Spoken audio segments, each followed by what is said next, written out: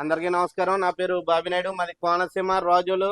కోనసీమ అంటేనే అందరికీ ముందుగా గుర్తొచ్చేది పచ్చని పంట పొలాలు, అదేవిధంగా కొబ్బరి చెట్లు.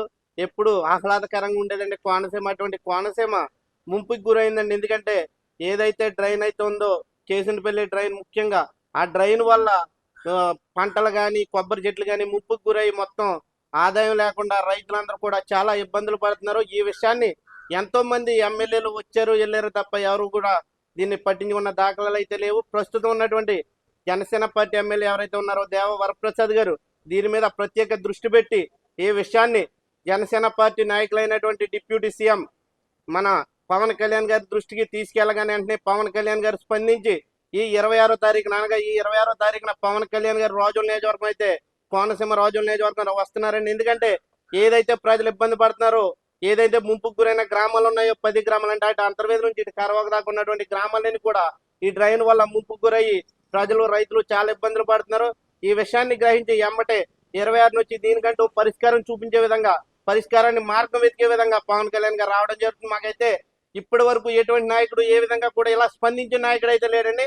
మొట్టమొదటిగా డిప్యూటీ సీఎం పవన్ కళ్యాణ్ గారు స్పందించి నేను ఈ ప్రజలు ఎక్కడ ఇబ్బంది పడితే అక్కడ ఉంటాను వస్తానని చెప్పి ఈ రోజు వస్తున్నారు.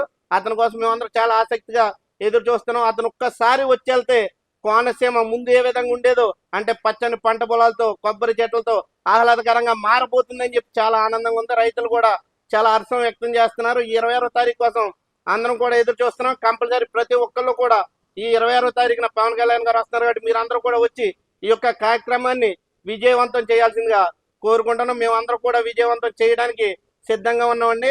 నాయకులందరూ కూడా దీనికి చాలా బాగా సహకరిస్తున్నారు, అధికారులు సహకరిస్తున్నారు, పోలీస్ డిపార్ట్మెంట్ వారు కూడా బాగా సహకరిస్తున్నారు. ముఖ్యంగా మా ఎమ్మెల్యే గారు ఇంకా బాగా సహకరించి ప్రజల ఇబ్బంది ఎక్కడుంటే అక్కడ అదేవిధంగా అభివృద్ధి కార్యక్రమాల గురించి చెప్పుకుంటూ వస్తే ఈ సంవత్సరన్నర కాలంలో ఎన్ని రోడ్లు అడ్డాయన్నది రాజుల నియోజకవర్గంలో మీరు చూడొచ్చు.